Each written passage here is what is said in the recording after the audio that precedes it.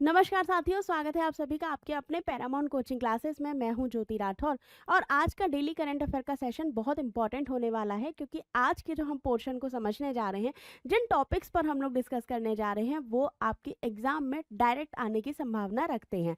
तो चलिए भाई, सेशन को शुरू करते हैं। लेकिन उससे पहले एक रिक्वेस्ट रहेगी कि अगर आप में से जिस भी व्यक्ति ने या जिस भी बच्चे ने अभी तक चैनल सब्सक्राइब नहीं किया है तो सब्सक्राइब कर लो, बगल में बेल आइकन है उसे प्रेस कर दो, और हाँ, चैनल को शेयर करना बिल्कुल मत भूलिएगा। तो चलिए शुरुआत करते हैं अपनी पहली करंट से। और पहली करंट हमारी रिलेटेबल है किससे? भारत की पहली फ्री डाइविंग टीम से।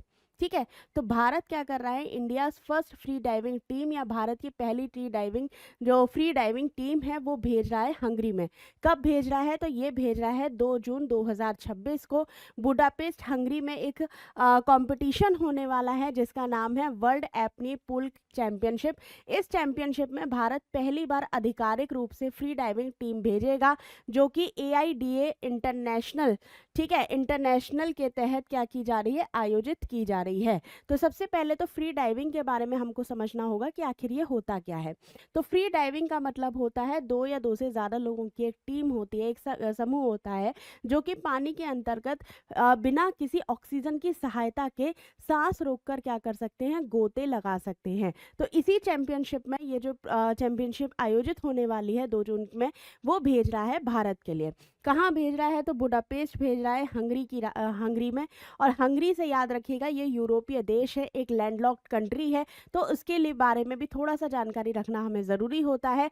हंगरी जो है यूरोपीय देश होने के साथ साथ 7 देशों से अपनी सीमा लगाता है, जिसमें Slovakia, Ukraine, Romania, Serbia, Croatia और ऑस्ट्रिया जैसे देश इसमें शामिल होते हैं। ठीक है, जब हम बात करते हैं इसमें कौन कौन पार्टिसिपेट करने जा रहा है, तो अर्चना त्यागराजन इसमें पार्टिसिपेट करने जा रही हैं, जो ऑलरेडी 11 टाइम क्या बना चुकी हैं? रिकॉर्ड बना चुकी हैं, और पहली महिला है, भारतीय महिला है, जो 40 मीटर तक अंदर समुद्र में बिना सांस के रही है, या बिना सांस के इन्होंने गोता खाने का रिकॉर्ड जो है वो बनाया है। इसके अलावा अक्षय ठाटे, ठीक है, थटे जो हैं वो भी इसमें पार्टिसिपेट कर रहे हैं। ये इंडिया के पहले इंस्ट्रक्टर ट्रेनर हैं, और इन्होंने 4 बार इसका रिकॉर्ड भी बनाया है। इसके अलावा वचन HU भी इसमें शामिल हैं। ये पेशे से तो एडवोकेट हैं, लेकिन इन्होंने भी इसका रिकॉर्ड जो है वो अपने नाम हासिल किया है। तो ये लोग क्या करेंगे? इसमें पार्टिसिपेट करेंगे। ये जो कह सकते हैं, ये आयोजित किसके द्वारा किया जाता है? तो एक संस्था है जिसका नाम है international association for development of apnoea. ठीक है, तो जो गोताखोरी का जो ये सम्मेलन है, फ्री डाइविंग टीम का जो ये फ्री डाइविंग जो चैंपियनशिप है, उसको कौन आयोजित कर रहा है? तो AIDA association for development app ने क्या कर रहा है? इसका आयोजन कर रहा है। अब बात करते हैं कि भारत का इससे पहले क्या कोई लेना देना था या नहीं था। तो असल में भारत जो है इसमें नया ही जुड़ा है फ्री डाइविंग एसोसिएशन में। इंडिया में जो फॉर्म हुई है वो 2026 में हुई है, जो किसने की है? अर्चना शंकर नारायण के द्वारा की गई है। और अर्चना शंकर नारायण जो है इसके फॉर्मर व्यक्ति के रूप में, या फॉर्मर जो सदस्य हैं उसके रूप में जानी जाती हैं। 2026 मार्च में ही भारत AIDA का ऑब्जर्वर मेंबर बना है। जैसे ही मार्च 2026 में भारत ऑब्जर्वर मेंबर बनता है, भारत इसमें अपनी टीम भेजता है इस चैंपियनशिप में पार्टिसिपेट करने के लिए। ठीक है, इसके अलावा दिनेश साउंडप्पा जो है, ये 34.6 मीटर का रिकॉर्ड बना चुके हैं फिलीपींस में। तो इनका नाम भी आपको याद रखना है, फैक्ट में ये आपसे पूछ लिया जाएगा। ठीक है, अब चलते हैं इससे रिलेटेड क्वेश्चन किस टाइप से बनते हैं एग्जाम में, वो देख लेते हैं। तो 2026 में एपनिया पूल चैंपियनशिप कहाँ आयोजित होनी है? तो बुडापेस्ट में होनी है, बी ऑप्शन याद रखिएगा। 2026 में free diving association of India की स्थापना किसने की है? ठीक है, तो किसने किया? अर्चना शंकर नारायण ने की है। उसके बाद है AIDA international is related to which sports. तो फ्री डाइविंग के लिए ये क्या है? रिलेटेड है, यानी कि सांस रोककर जो पानी में गोते लगा सकते हैं उससे रिलेटेड है। Who become the first Indian women to cross 40 metre mark in competitive free diving event. तो किसने इसको अचीव किया है? भारत की पहली महिला कौन सी है? तो अर्चना थगाई राजन है। ठीक है, उसके बाद अगला है where did Dinesh Soundappa set his 34.6 metre national record dive. तो इन्होंने कहाँ पे लिया है, इन्होंने फिलीपींस में लिया है। तो दिनेश साउंडप्पा है, इन्होंने अंतरराष्ट्रीय जो राष्ट्रीय रिकॉर्ड है कहाँ बनाया है, ये इन्होंने फिलीपींस में बनाया है, याद रखिएगा। चलिए आगे चलते हैं, अगले टॉपिक को देखते हैं, अगले करंट अफेयर को देखते हैं। यहाँ पे भी भारत का पहला एक उन्नत क्षेत्र बनाया जा रहा है, उन्नत संग्रहालय बनाया जा रहा है, जो भारत का पहला निजी चिकित्सा संग्रहालय के रूप में जाना जाएगा। भारत का भी पहला है और केरलम का भी पहला है, याद रखिएगा। केरल का नाम अब आधिकारिक रूप से केरलम हो चुका है, तो केरलम करके हम उसे प्रोनाउंस करेंगे। यहाँ पर क्या हो रहा है, यहाँ पर पहला निजी चिकित्सा संग्रहालय या म्यूजियम ऑफ मेडिकल अचीव्स बनाया जा रहा है। 25 मई को ये बनाया गया था, तिरुवनंतपुरम के उल्लूर में ये खोला गया है, जिसके संस्थापक ए शिवरामन हैं। ठीक है, इसके संस्थापक कौन है, ए शिवरामन है, ये याद रखना। पहला है इसलिए और हमको इसको स्पेशली याद रखना है, कहाँ पर है, केरल के तिरुवनंतपुरम उल्लूर में इसको बनाया गया है, या इसको क्या किया है, स्थापित किया गया है। ठीक है, अब थोड़ा सा इससे रिलेटेड चीज़ें देख लेते हैं कि आखिर इसमें होगा क्या। तो मेडिकल जो म्यूजियम है, इसके अंतर्गत हम क्या करेंगे, लोगों को बताने की कोशिश करेंगे कि मेडिकल फील्ड में किस तरीके से काम होता है। हाथ से बने हुए मॉडल यहाँ पर दिखाए जाएंगे, ताकि लोगों को समझाने की कोशिश की जा सके कि किस तरीके से शरीर के अंगों का काम किया जाता है, शरीर के अंग काम करते हैं। इसमें सबसे इंपॉर्टेंट हो जाता है एग्जिबिट इंक्लूड हैंडक्राफ्ट एंटोमिकल मॉडल्स। तो शरीर के अंगों के हाथ से बने हुए मॉडल यहाँ पर दिखाए जाएंगे।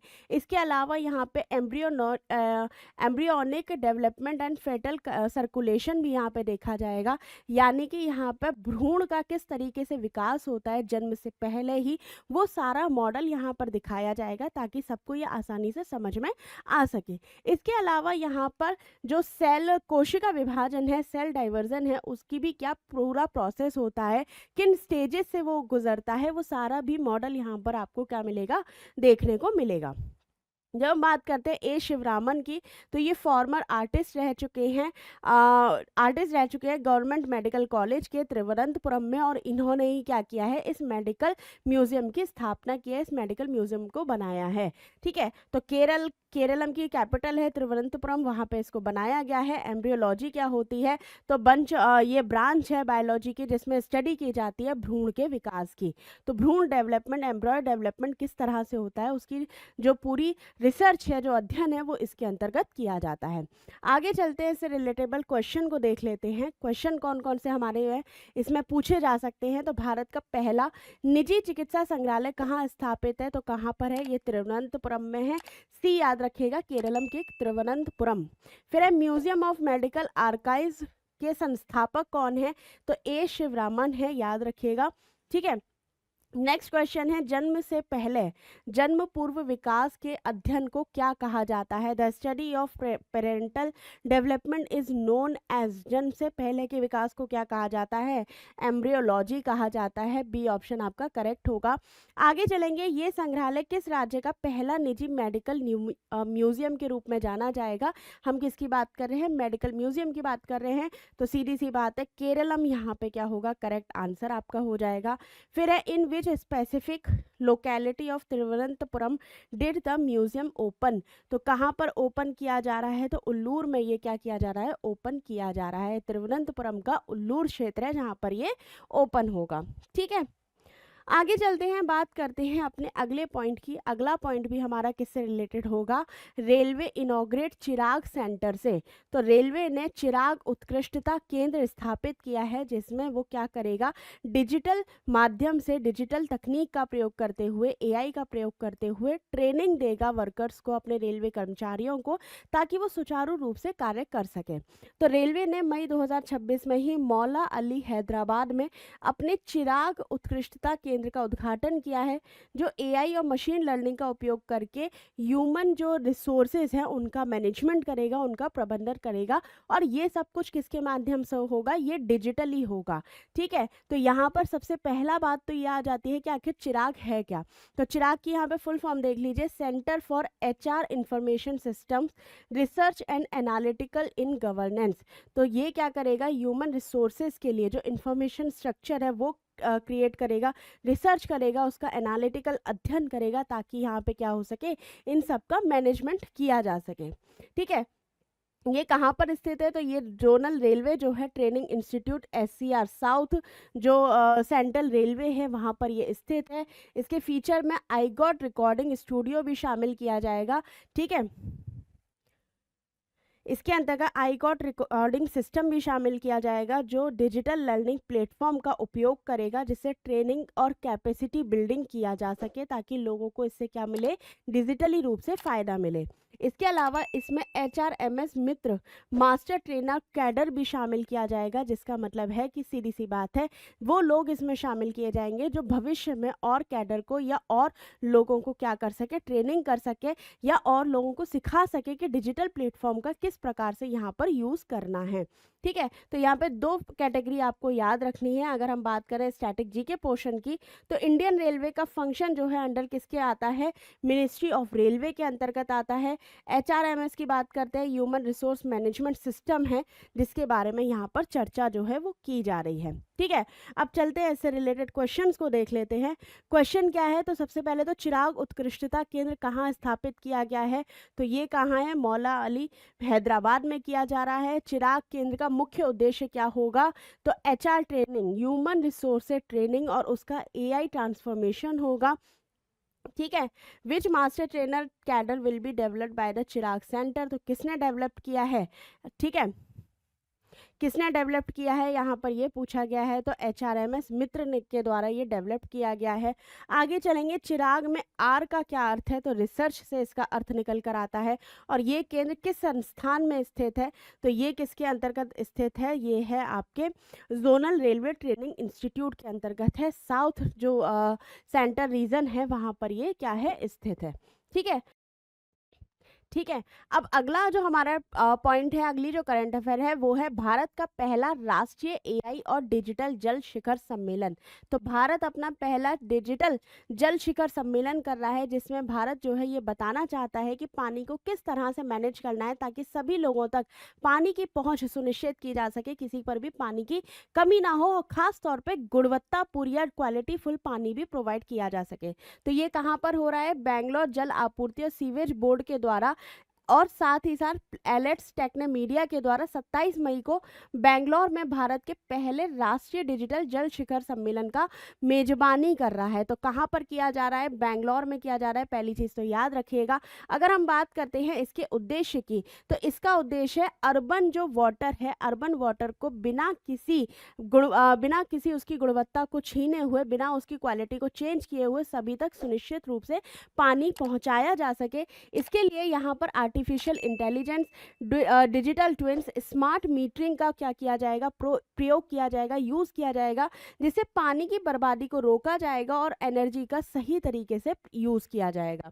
इसके साथ ही भविष्य के वाटर मैनेजमेंट के लिए BWSSB और 5 पंचसूत्र फ्रेमवर्क का भी यहाँ पर क्या किया गया है, प्रयोग किया गया है, यहाँ पर पेश किया गया है। तो थोड़ा सा इससे रिलेटेड कुछ इंपॉर्टेंट फैक्ट्स हैं, उनको देख लेते हैं। तो ये किसने आयोजित किया है, तो ये किया है BWSSB और एलेट्स टेक्नो मीडिया के द्वारा बेंगलोर में किया गया है। ये कहाँ पर हुआ है, तो शिमला भवन जयनगर बेंगलोर में हुआ है, ये बात हमको याद रखनी है। इसमें सबसे महत्वपूर्ण हो जाता है, प्रमुख फ्रेमवर्क हो जाता है 5 पंचसूत्र, 5 जो पॉइंट्स हैं, 5 जो सूत्र हैं वो यहाँ पर बताए गए हैं, जिससे इस पूरे वाटर मैनेजमेंट को क्या किया जाएगा, फुलफिल किया जाएगा, इस पूरे वाटर मैनेजमेंट को क्या किया जाएगा, तरीके से कार्य किया जाएगा। इसमें कौन कौन सी तकनीक का प्रयोग होगा, तो स्काडा का, GIM मैपिंग का और IoT का। ठीक है, तो यहाँ पर जो शिमला जल भवन में जो जल प्रबंधन का सम्मेलन हुआ है, इसे एशिया का, ठीक है, इसमें एशिया के सबसे बड़े एकीकृत AI संचालित कमांडेंट सेंटर को भी स्थापित किया गया है। एशिया का क्यों कहा जा रहा है, क्योंकि लगभग 1.4 करोड़ से ज़्यादा क्या हो गई है, 1.4 करोड़ से ज़्यादा हो गई है बेंगलोर की पॉपुलेशन, और उस बेंगलोर की पॉपुलेशन में इतने सारे लोगों को पानी प्रोवाइड कराने के लिए इस प्रकार का जो इंटीग्रेटेड वाटर मैनेजमेंट प्रोग्राम है वो पहली बार और सबसे बड़ी मात्रा में चलाया जा रहा है। इसीलिए एशिया के सबसे बड़े कह सकते हैं इंटीग्रेटेड सबसे बड़ा कमांड सेंटर की यहाँ पर स्थापना जो है वो की है। इसका उद्घाटन सिद्धारमैया और उप मुख्यमंत्री शिव कुमार के द्वारा किया गया है। इसमें सिद्धारमैया कौन है? कर्नाटक के मुख्यमंत्री हैं, याद रखिएगा। इसमें स्काडा की अगर हम बात करते हैं तो ये सुपरवाइजरी कंट्रोल डेटा एग्जीबिशन है, ठीक है। ये क्या करेगा? एक तरीके से कंप्यूटर एडवाइजरी जारी करेगा, कंप्यूटर के माध्यम से नज़र रखेगा ताकि कहाँ पर पाइपलाइन में कोई समस्या है, अगर कोई समस्या आती है तो कंप्यूटर के माध्यम से उसकी जानकारी प्राप्त करके उसे आसानी से सही किया जा सकता है। इसके अलावा एक दूसरी तकनीक यहाँ पे प्रयोग हो रही है जीआईएम मैपिंग की, ठीक है। जीआईएम मैपिंग की जो यहाँ पे तकनीक हो रही है, इसमें पूरे बैंगलोर के क्षेत्र का पानी की व्यवस्था के लिए पूरे बैंगलोर का नक्शा बनाया जाएगा और उस नक्शे के आधार पर वाटर की जो व्यवस्था होगी वो क्या की जाएगी? डिवाइड की जाएगी, ताकि पता चल सके कि कहाँ पर कौन सी समस्या आने को हो सकती है या आ सकती है, ठीक है। इसके अलावा इसमें IoT का भी प्रयोग किया जाएगा। IoT से मतलब होता है हमारा, ठीक है, ये क्या होगा? सेंसर आधारित नेटवर्क होगा जो पानी के फ्लो को और वाटर लेवल को क्या करेगा? जांचने का काम करेगा। अब सबसे इंपॉर्टेंट हो जाता है इसके 5 सूत्रों की बात करना, ठीक है।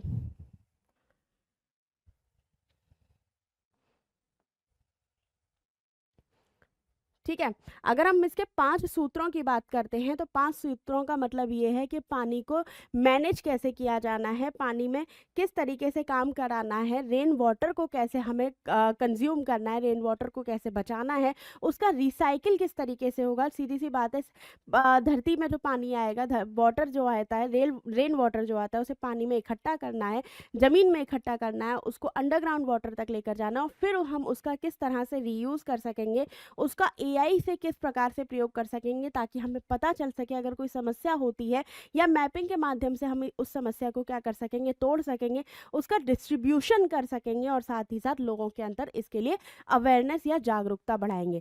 तो ये 5 जो सूत्र होंगे जिसमें रेन वाटर हार्वेस्टिंग होगा, रिसाइकल होगा, AI का उपयोग होगा, डिस्ट्रीब्यूशन होगा और साथ ही साथ क्या हो जाएगी? लोगों के लिए अवेयरनेस हो जाएगी। आगे चलते हैं, इससे रिलेटेड क्वेश्चन देख लेते हैं और क्वेश्चन कौन कौन से हैं वो समझने की कोशिश करते हैं। तो भारत का पहला राष्ट्रीय AI और डिजिटल जल शिखर सम्मेलन कहाँ आयोजित हुआ है? तो ये कहाँ हुआ है? बैंगलोर में हुआ है, 27 मई को हुआ है, याद रखना। दूसरा है, स्काडा का पूर्ण रूप क्या है? तो सुपरवाइजरी कंट्रोल डेटा एग्जीबिशन है, ये सुपरवाइज करने का काम करेगा कि आखिर कहाँ पर क्या व्यवस्था चल रही है पानी के हिसाब से। फिर है, जल प्रबंधन के लिए 5 पंचसूत्र जो है किसने पेश किए हैं? तो ये की है BWSSC ने, ठीक है, BWSSB ने ये क्या किया है? इशू किया है। इस शिखर सम्मेलन का सह आयोजक कौन है? तो एलेट्स टेक्नो मीडिया इसका सह आयोजक है। एशिया के सबसे बड़े AI संचालित जल कमांडर सेंटर को कहाँ स्थापित करना है या कहाँ का प्रस्ताव दिया गया है? तो शिमला भवन, जयनगर, बैंगलोर में इसका क्या है? प्रस्ताव पेश किया गया है, ठीक है। आगे चलते हैं, बात करते हैं अगले करंट की, और अगला करंट है हमारे पॉलिटी सेक्शन से। और पॉलिटी सेक्शन में जो यूनिफॉर्म सिविल कोड है उसके बारे में चर्चा की गई है। यूनिफॉर्म सिविल कोड यानी कि समान नागरिक समान जो संहिता है, नागरिक संहिता, जिसमें सभी लोगों के लिए जो लीगल जो रूल होंगे या कह सकते हैं जो जिसमें शादी विवाह के कानून, लिव इन में रहने का कानून, दहेज का कानून और दहेज का कानून, इसके अलावा तलाक का जो कानून होगा वो सबके लिए, सभी धर्मों के लिए क्या होगा? सेम होगा। इसी के आधार में जो असम है, असम विधानसभा ने समान नागरिक संहिता UCC बिल क्या है वो पेश कर दिया गया है। अभी हम जानते हैं कि असम में चुनाव हुए हैं, नए नए चुनाव होने के बाद असम के जो मुख्यमंत्री हैं वो फिर से हेमंत बिस्व शर्मा बन चुके हैं।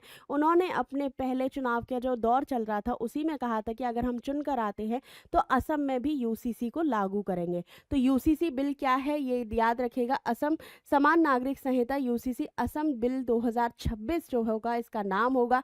इसके अनुसार बहु विवाह पर प्रतिबंध लगेगा, जो एक से ज़्यादा बार शादियां होती हैं उन पर प्रतिबंध लगाया जाएगा। लिव इन रिलेशनशिप का अब क्या करना होगा? रजिस्ट्रेशन कराना होगा। ठीक है। एक महत्वपूर्ण प्रावधान यहाँ पर ये किया गया है कि यहाँ पर अनुसूचित जनजातियों को यानी कि एसटी को इससे क्या रखा जाएगा, बाहर रखा जाएगा। एसटी पर ये यूसीसी कानून जो होगा वो नहीं लगेगा, अदरवाइज सभी लोगों पर क्या होगा, ये कानून अप्लाई होगा, इम्प्लीमेंट किया जाएगा। ठीक है। बिल का नाम क्या है, तो समान नागरिक संहिता असम 2026 बिल है। मुख्य नियम क्या है, तो बहु विवाह पर रोक, लिव इन रिलेशनशिप का पंजीकरण कराना।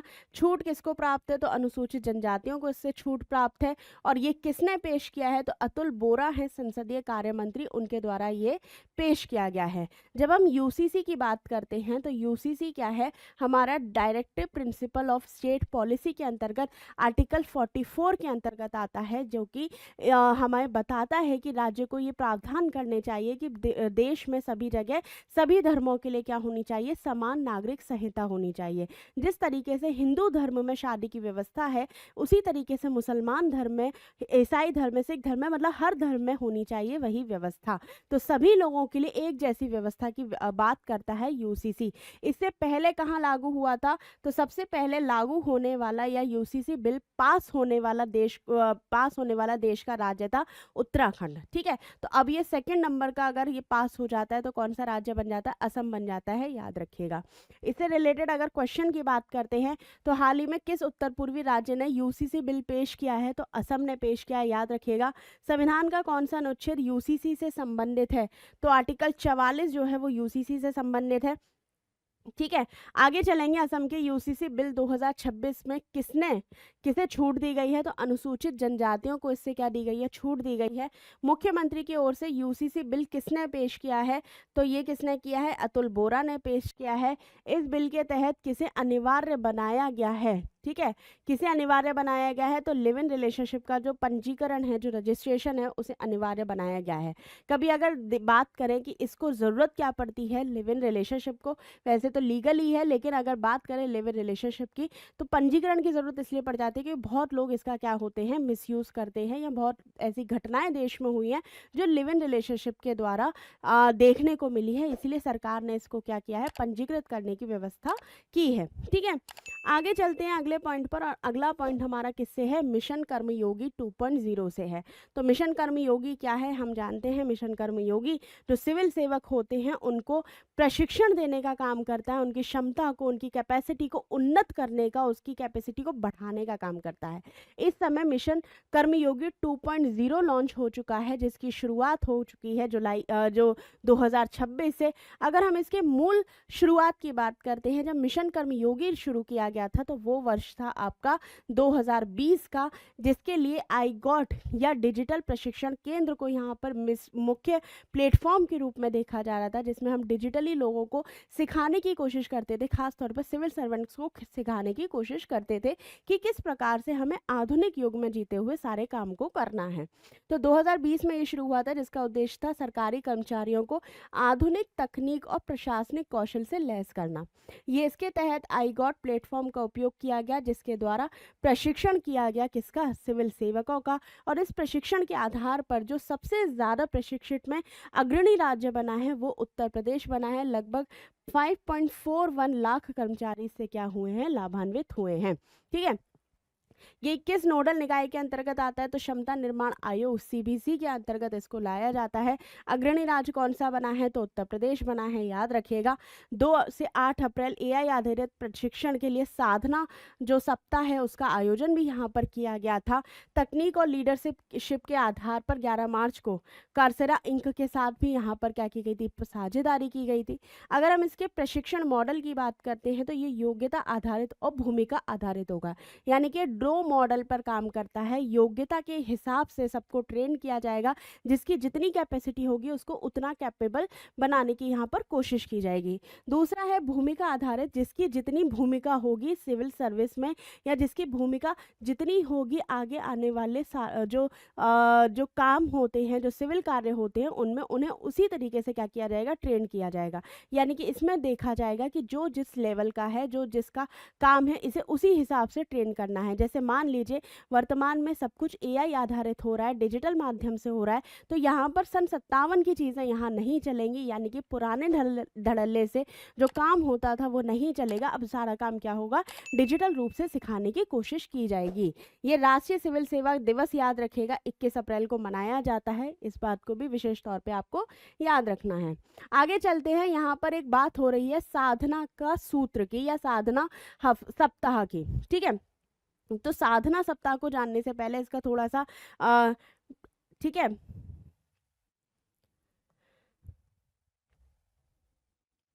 यहाँ पर जब हम साधना सप्ताह की बात कर रहे हैं, साधना में एक एक शब्द से, एक एक अक्षर से या एक एक अल्फाबेट का इसका मतलब है।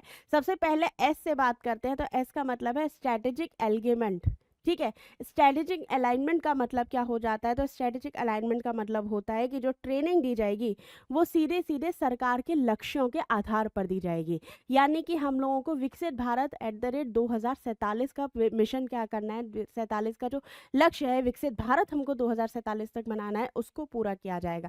सीधी सी बात है, सरकार के जो भी लक्ष्य हैं, सरकार ने अगर SDGs को 2030 तक कंप्लीट करना है, उसको फुलफिल करने के लिए, विकसित भारत बनाना है उसके लिए, 2070 तक हमें कार्बन को कम करना है उसके लिए, तो जितने भी लक्ष्य हैं उसके हिसाब से क्या किया जाएगा, स्ट्रैटेजिक अलाइनमेंट यहाँ पर दिया जाएगा, स्ट्रैटेजिक रूप से यहाँ पर इनको ट्रेनिंग दी जाएगी। फिर दूसरा आता है ए से अडेप्टिव लर्निंग, अनुकूलनीय शिक्षा। हर कोई एक तरीके से पढ़ने या समझने के लायक नहीं होता है, समझने की क्षमता नहीं रखता है, तो जो जिस क्षमता के आधार पर काम करता है, समझ सकता है, उसे उसी क्षमता के हिसाब से समझाने की यहाँ पर कोशिश की जाएगी। फिर है डाटा ड्राइवन इनसाइट, डेटा का संचालित अंतर्दृष्टि। तो डेटा को क्या किया जाएगा, डिजिटल रूप से यहाँ पर संचालित किया जाएगा, डिजिटल रूप से देखा जाएगा कि किस कर्मचारी ने, किस सिविल सेवक ने कितना सीखा है और उसे कितना सिखाने की और आवश्यकता है, या फिर हमको वहाँ के लिए उसको सिखाने के लिए किस मॉडल में चेंजेस करना होगा। फिर है आपका होलिस्टिक डेवलपमेंट, यहाँ पर समग्र विकास की बात की जाएगी, केवल हम उसको नीतियों के आधार पर सिखाने की कोशिश नहीं करेंगे, उसको जो कह सकते हैं नैतिक रूप से भी उसका मानसिक विकास करने की कोशिश करेंगे, उसको मैनेजमेंट सिखाने की भी कोशिश करेंगे। मानसिक, नैतिक और शारीरिक हर तरीके के विकास को यहाँ पर क्या रखा जाएगा, ध्यान में रखा जाएगा। फिर है नेटवर्क इकोसिस्टम बनाना, एक नेटवर्क युक्त पारिस्थितिकी तंत्र हम यहाँ पर विकसित करेंगे ताकि क्या किया जा सके, उसका प्रयोग हर क्षेत्र में किया जा सके। यानी कि यहाँ पे लबासना से लेके जो रेलवे की ट्रेनिंग होती है, सभी जगह क्या किया जाएगा, इसका प्रयोग किया जाएगा। फिर है अकाउंटेबिलिटी एंड इम्पैक्ट, जवाबदेहिता और प्रभाव को भी यहाँ पर सिद्ध करना होगा। हम जब ट्रेनिंग देते हैं तो ट्रेनिंग देने के बाद हम व्यक्ति ने कितना सीखा है, सिविल सर्वेंट्स ने कितना सीखा है, उसका आउटपुट क्या निकल रहा है, और अगर कोई भी गड़बड़ हो जाती है, कोई भी कह सकते हैं कोई अच्छा काम हो या बुरा काम हो, हर चीज़ के लिए अकाउंटेबिलिटी होना ज़रूरी होता है, तभी क्या हो सकता है, उसको और अच्छा करने की प्रेरणा मिल सकती है। तो ये जो साधना सप्ताह होगा, इसमें इन्हीं सभी चीज़ों पर क्या दिया जाएगा, विशेष रूप से ध्यान दिया जाएगा।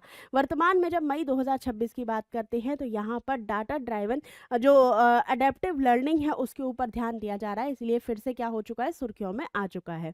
अब बात करते हैं इससे रिलेटेड क्वेश्चन किस टाइप से बनते हैं। तो मिशन कर्मयोगी का मुख्य उद्देश्य क्या है, सिविल सेवकों का क्षमता का निर्माण करना, ठीक है। फिर है सिविल सेवकों के डिजिटल प्रशिक्षण के लिए कौन सा प्लेटफॉर्म विकसित किया गया है, तो iGOT को विकसित किया है, बी ऑप्शन, सी ऑप्शन क्या हो जाएगा आपका, करेक्ट हो जाएगा। किस राज्य ने सबसे ज़्यादा कर्मचारियों को प्रशिक्षित करने में अग्रणी भूमिका निभाई है, तो उत्तर प्रदेश का, ठीक है, उत्तर प्रदेश है, डी ऑप्शन याद रखिएगा। अगला है अप्रैल 2026 में आयोजित क्षमता निर्माण कार्यक्रम का पूरा नाम क्या है, तो साधना सप्ताह है, ये भी याद रखिएगा।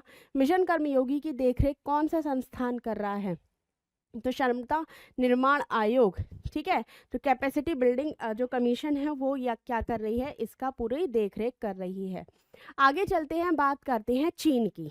तो चीन क्या कर रहा है, चीन अपना जो स्पेस स्टेशन है उसमें मानव कृत्रिम भ्रूण जो है वो भेज रहा है, जिसकी वजह से ये क्या हो चुका है, इस समय सुर्खियों में बना हुआ है। तो ये क्या कर रहा है, तो विज्ञान और अंतरिक्ष अनुसंधान में ऐतिहासिक कदम उठाते हुए चीन ने अंतरिक्ष में मानव कृत्रिम जो भ्रूण है, एम्ब्रॉय है, उसको भेजा है। इसका सीधा सा उद्देश्य ये है कि जो जहाँ पर ग्रेविटी खत्म हो जाती है, चाहिए अंतरिक्ष में वो स्थान पर भेजना कि ग्रेविटी खत्म हो गई हो, और ग्रेविटी खत्म होने पर मानव प्रजनन भ्रूण पर इसका क्या प्रभाव पड़ेगा, उसका क्या रिजल्ट आएगा, इन्हीं पर शोध करने का, इसी पर रिसर्च करने के लिए ये प्रोग्राम या ये जो ऑपरेशन है इसको लॉन्च किया गया है। ये शोध किसमें है? भविष्य में मानव बस्तियां अगर अंतरिक्ष में बसानी है, मानव का विकास अंतरिक्ष में करना है, तो उसके लिए हमें किन किन चीज़ों का पहले से ध्यान रखना होगा, या क्या क्या समस्याएं हमको देखने को मिल सकती हैं, इस पर फोकस करना क्या होगा, इसका मेनली उद्देश्य होगा। तो किसने भेजा है? तो चीन ने भेजा है। अध्ययन का विषय क्या है? तो अंतरिक्ष में मानव कृत्रिम भ्रूण को भेजना। कृत्रिम भ्रूण है क्योंकि इसको जो स्टेम सेल्स है उससे बनाया गया है। नॉर्मली जब हम भ्रूण की बात करते हैं, एम्ब्रॉय की बात करते हैं, तो महिला के अंडे और जो पुरुष का स्पर्म होता है, जब वो जॉइंट होते हैं उसके बाद ये क्या होता है, भ्रूण के निर्माण होता है। लेकिन यहाँ पे स्टेम सेल से इसको निर्मित किया गया है, और यहाँ पर हम स्पेशली किसके लिए भेज रहे हैं? उस क्षेत्र के लिए भेज रहे हैं जो माइक्रो ग्रेविटी रखता हो, यानी कि जहाँ पर गुरुत्वाकर्षण बल जो हो वो सबसे कम हो। ठीक है, तो ये क्या करेगा? माइक्रोग्रेविटी में भ्रूण विकास का अध्ययन करेगा। ये शोध अंतरिक्ष में मानव अस्तित्व को समझने, बायोटेक्नोलॉजी और एयर स्पेस का अनूठा योग देखने के लिए या अनूठा संगम देखने के लिए इसको लॉन्च किया जा रहा है। कहाँ पर होगा? तो किसने किया है? तो चीन की अंतरिक्ष एजेंसी है, उसके द्वारा किया गया है। चीन का अपना एक अंतरिक्ष स्टेशन है तियांगोंग, वहाँ पर इसको भेजा जा रहा है। सीधी सी बात है, जब हम इंटरनेशनल स्पेस स्टेशन की बात करते हैं उसमें बहुत सारे जो दुनिया के देश हैं उनका हिस्सा होता है, लेकिन चीन का अपना एक अंतरिक्ष स्टेशन है, वहाँ पर इसने भेजा है। कृत्रिम भ्रूण देख लीजिए, तो इसे स्टेम सेल से बनाया गया है, प्राकृतिक निषेचन से विकसित किए जाते हैं। तो स्टेम सेल द्वारा जो प्राकृतिक निषेचन होता है उसके द्वारा इसको बनाया गया है, याद रखिएगा। ठीक है, आगे चलते हैं, इससे रिलेटेड क्वेश्चन देख लेते हैं। तो किस देश ने मानव कृत्रिम भ्रूण अंतरिक्ष में भेजे हैं? तो ये किसने भेजे हैं? चीन ने भेजे हैं। अंतरिक्ष में कृत्रिम भ्रूण भेजने वाला प्राथमिक उद्देश्य क्या है? ठीक है, तो इसका है माइक्रोग्रेविटी में प्रजनन का अध्ययन करना। भाई सीधी सी बात है, जिस तरीके से हम लोगों ने पृथ्वी पर हाहाकार मचा रखा है, एनवायरनमेंट को हम लोग नुकसान कर रहे हैं, हर तरीके से कुछ ना कुछ नुकसान कर ही रहे हैं। ऐसी सिचुएशन में एक समय आ सकता है कि हमको क्या करना पड़े, पृथ्वी छोड़कर कहीं और रहना पड़े, और उस स्थिति में हमको क्या क्या चीज़ों पर ध्यान देना होगा, उन्हीं का अध्ययन जो है इन वैज्ञानिकों के द्वारा किया जा रहा है। कृत्रिम भ्रूण मुख्य रूप से किससे विकसित किए जाते हैं? तो ये स्टेम सेल्स या स्टेम कोशिकाओं से विकसित किए जाते हैं, जो कि बिना जो प्राकृतिक निषेचन होता है उसके अलावा किया जाएगा। ठीक है, चीन का राष्ट्रीय अंतरिक्ष एजेंसी का नाम क्या है? तो इसका नाम है CNSA। ठीक है, China space commission space agency है। चीन के अंतरिक्ष स्टेशन का नाम क्या है? तो तियांगोंग इसका नाम है। ठीक है, चलिए तो इस सेशन को हम यही समाप्त करते हैं। इससे रिलेटेड कोई भी क्वेरी हो, कोई भी सवाल हो तो कमेंट में बताइएगा। बाकी हाँ, चैनल को पहली बार विजिट कर रहे हो तो सब्सक्राइब करके ज़रूर जाइएगा। धन्यवाद।